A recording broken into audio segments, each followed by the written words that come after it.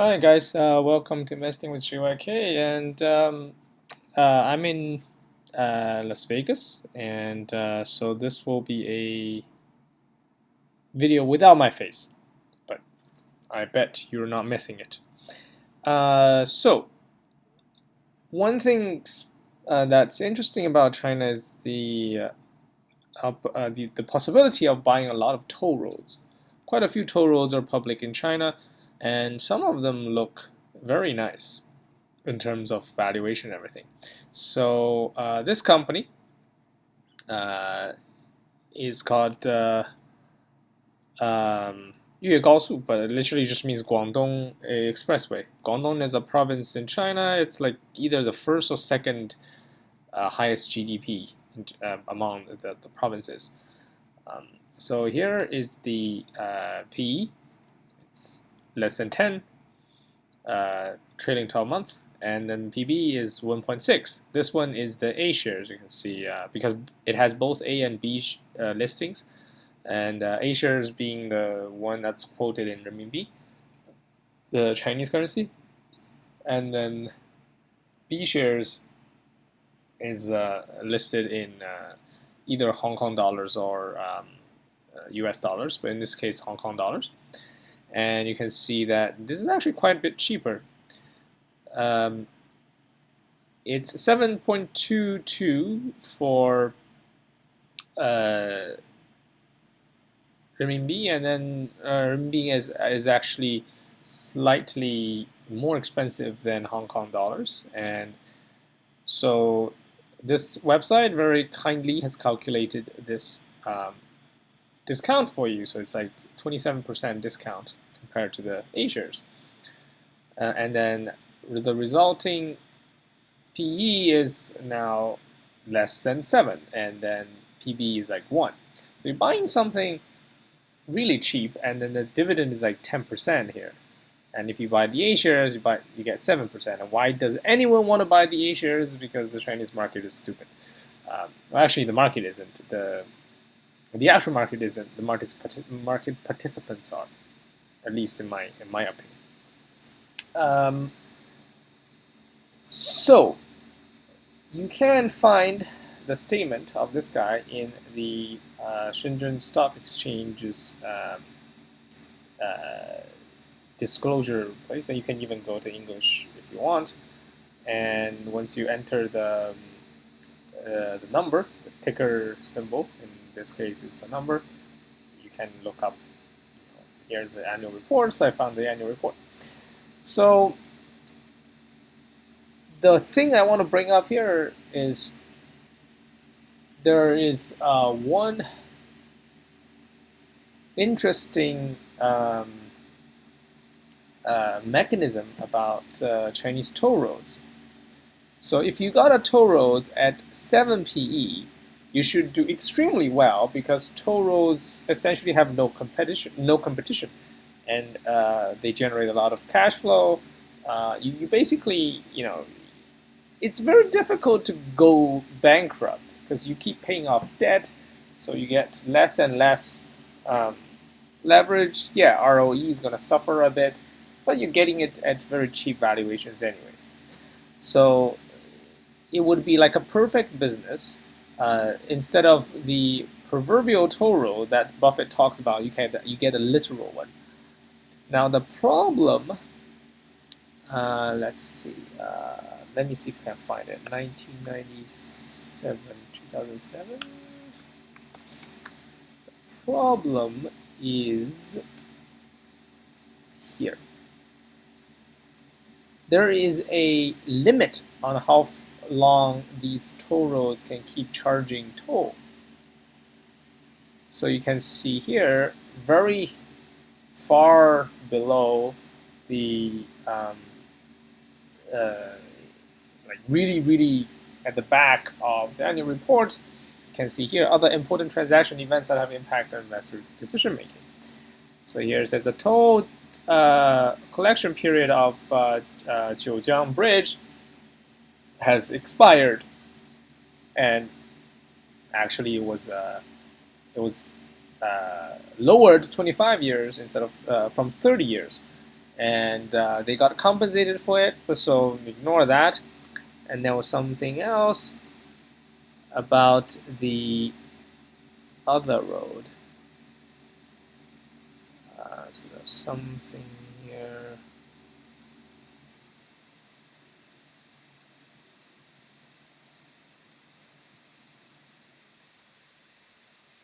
Let me see where that is.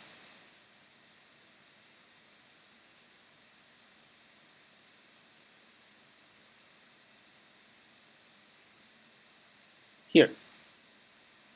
This one says, with accordance of whatever shit, they have like 3 toll roads, three main ones, Fokai, Guangfo, and the other one is, forgot the other one's name. But in any case, one of them, this Fokai, Guangfo expressway, there's something that says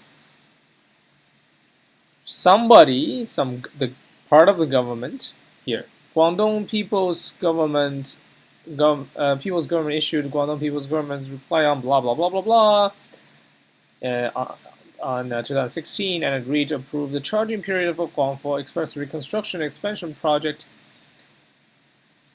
would be from the date of completion and opening traffic to 2021, December 7, 2021.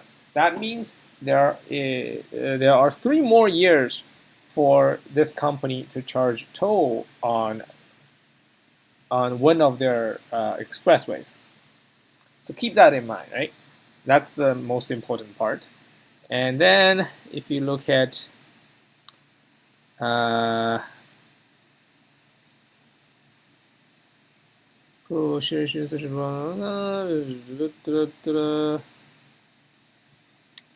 was something else. Here, Fokai Expressway. So you can see this. Ignoring that, they damn it.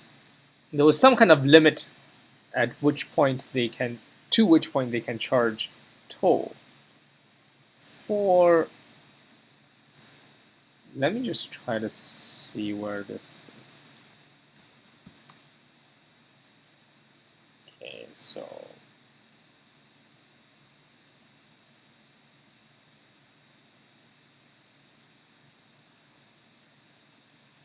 Okay, so basically those are the majority of their income, those 3. The rest is basically fairly small.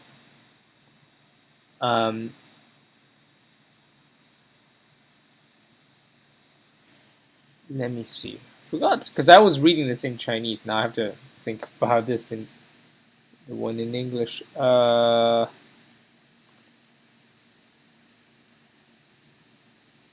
I remember there was the majority of their income came from Fokai, Guanghui, and Fokai, Jinzhou, and Guangfo. Those the first 3 were the biggest ones. Don't know where I saw it. Yeah, here. So Guangfo, the one that's gonna end on 2021, is 14% of, I think this is the revenue. If you look at business, yeah, that's revenue. So 14% of the revenue will basically disappear by 2021. I'm not sure if they still have to maintain that highway, that expressway after their toll period expires. I guess I'll have to ask the investors relation people in this company. I'm not sure how responsive they are. Yeah, so those are the 3, and all the others added up is only 4%. So you basically can ignore, even though you saw a lot of revenue coming from those. They don't own 100% of these toll roads, so they have like small equity investments in those. So let's see if we can find the end, like the limit at which they can charge for the toll.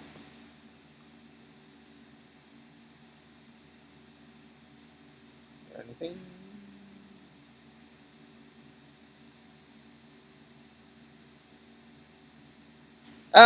Here is one more thing that I need to bring up was so the fixed asset. We'll go into this slightly later, but fixed asset is another interesting aspect of Chinese toll roads. But ignoring that, maybe there's some stuff in here. No, nothing interesting. All shared on the same control subsidiary. Nope.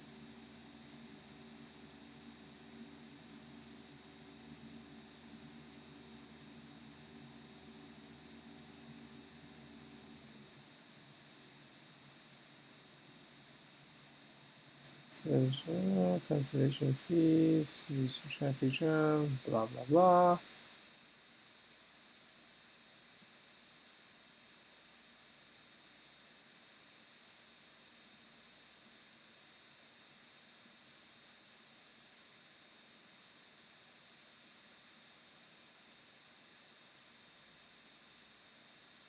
Huh. Can't find it.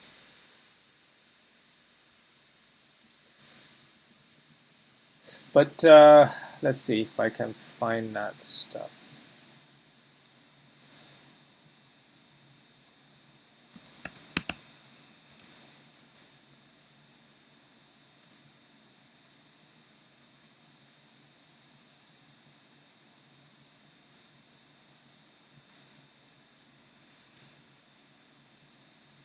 Much better at reading Chinese than English.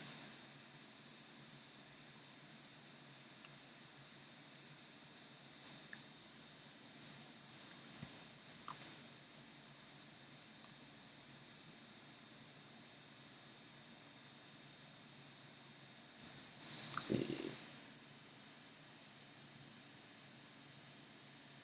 Oh, here.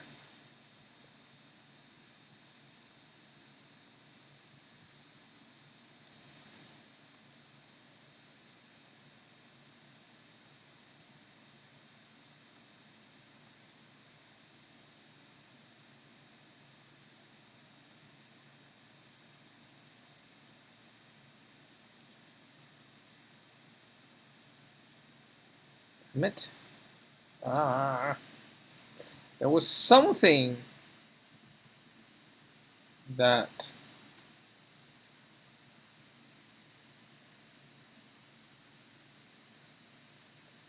they talked about when the limit goes away. So the right goes away at some point.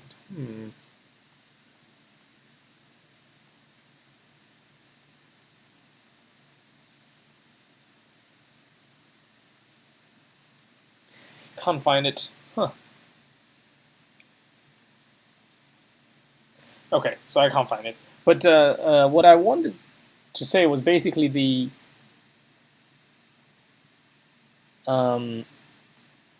typically you get 30 years during which you can charge toll, and then these roads are typically built in the 1990s, especially Fokai was somewhat later in the 2000s, I think. So you get 30 years. So if you do an expansion on that toll road, you can potentially extend the period during which you can collect toll.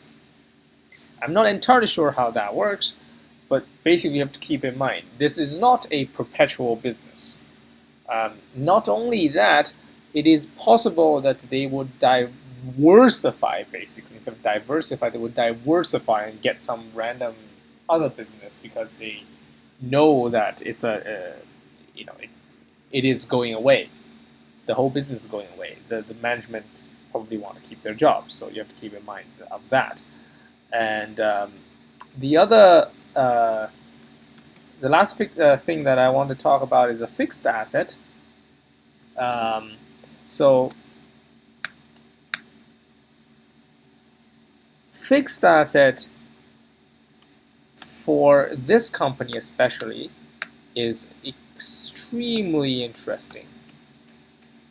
Let's look at the numbers. Let's see where the frickin'.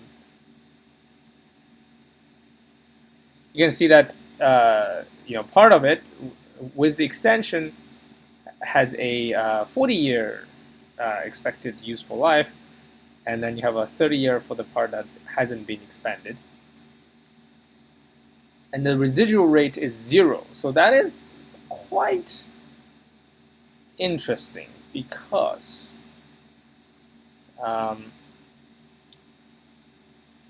clearly these things are not worth 0 as long as you can charge on it. Here, you can see this Guangdong Expressway, the one that accounts for 14% of the revenue, is currently carrying at the books for 0. Their accumulated depreciation is exactly the same as the opening balance. So they're carrying something in their books that is technically worth 0, but generating revenue. Right? You can see the closing book value is empty. And the other thing is Fokai, which currently is carrying at 5 billion yuan, which started off as something like 9 billion yuan, right? This is super undervalued because this thing is like quite long.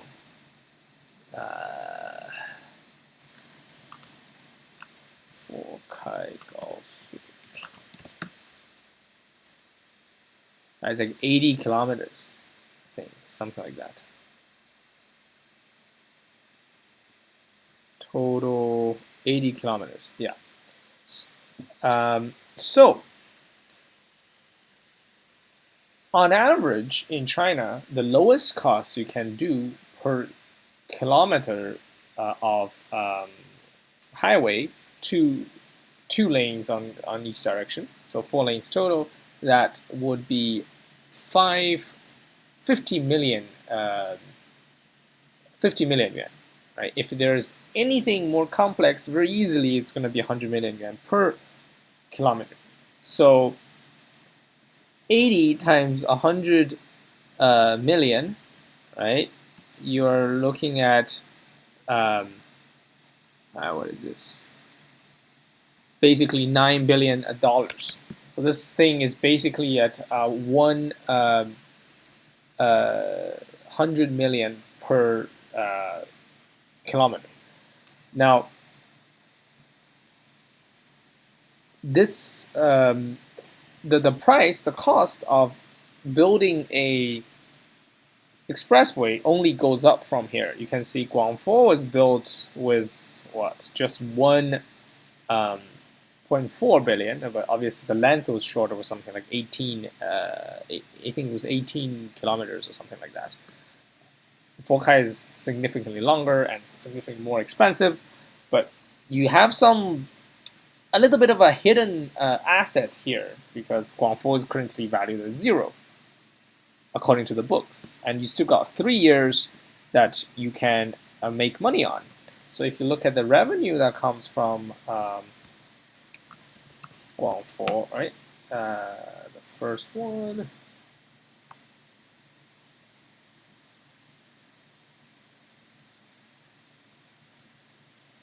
Let's look at, yeah.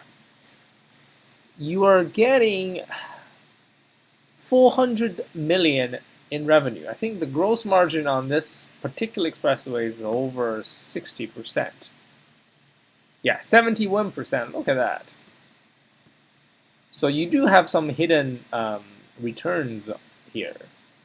You get 300 million essentially per year for 3 years, and you end up with around 1 billion yuan, and that will be your earning. That's the gross profit.